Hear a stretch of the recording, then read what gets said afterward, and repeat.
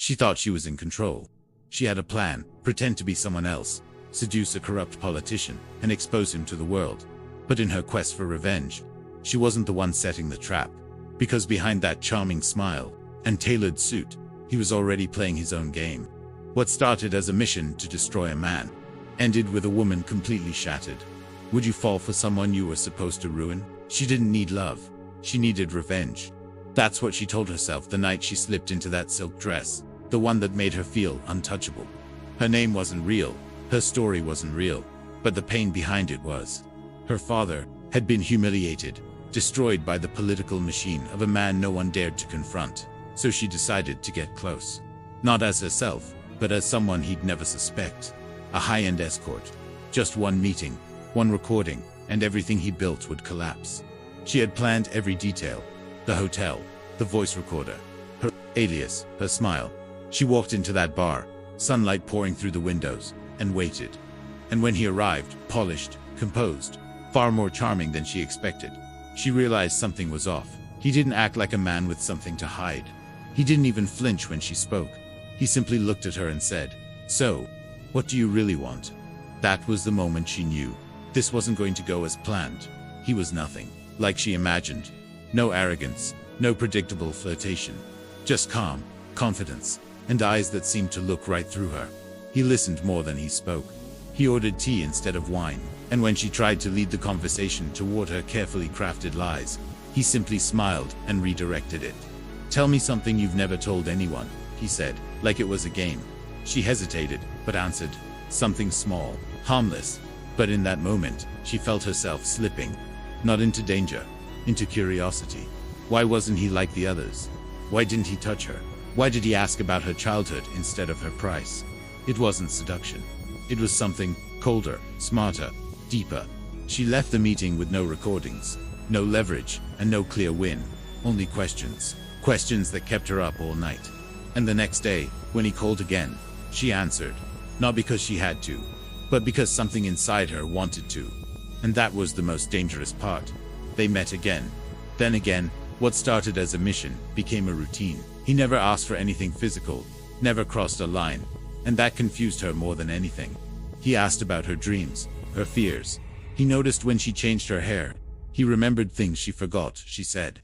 And slowly, she started forgetting why she was even there. The camera stayed in her purse. The recordings, useless. Her walls began to crack. One night, as they walked along the edge of the city, he stopped and said, "You pretend well, but your eyes give you away." She wanted to deny it, to end it, to walk away, but instead, she kissed him. Just for a second. Soft, scared, real. And when she pulled back, he didn't say a word. He just looked at her. Not like a man seduced, but like a man who saw something familiar. That night, she cried alone.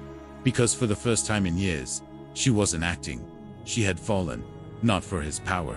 Not for his status. But for the only part of him she couldn't manipulate. His silence. She arrived at his apartment with a letter in her bag. It was her backup plan. The full confession. Every detail of who she was, why she came, and what she was supposed to do to him. She wanted to tell him first, face to face. She thought maybe, just maybe, he'd understand. But before she could speak, he handed her an envelope. Inside were photos. Her real name. Her father's case. A copy of her first fake identity. "I've known since the second time we met," he said quietly. Her hands shook. Her mouth went dry. He sat down, calm as always, and added, "I didn't stop you because I wanted to see how far you'd go." She felt like the air had been punched from her lungs.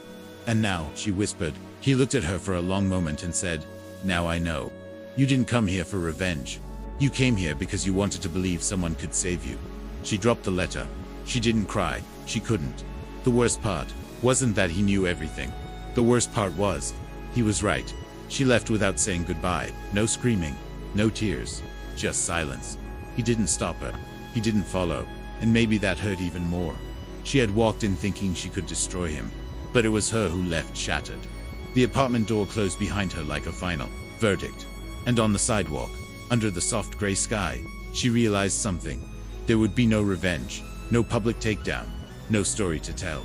Because no one would ever understand how the man she was supposed to expose had exposed her instead. Weeks passed. then months. She changed her number, deleted everything, but every time she walked by a bar with warm lighting and a quiet piano, she thought of him, of the silence between them, of the truth he saw before she did. And she knew some scars don't show on the skin. Some are invisible, but they never stop bleeding. She had fallen for a man she never really knew, and yet, somehow, knew completely. She didn't miss his power, his name, or his world. She missed the way he made her feel like maybe, just maybe, she was worth saving. Would you fall for someone you were sent to destroy? Tell us in the comments. Don't forget to subscribe for more powerful stories like this, and watch the next video we recommend, because what happened there will leave you speechless.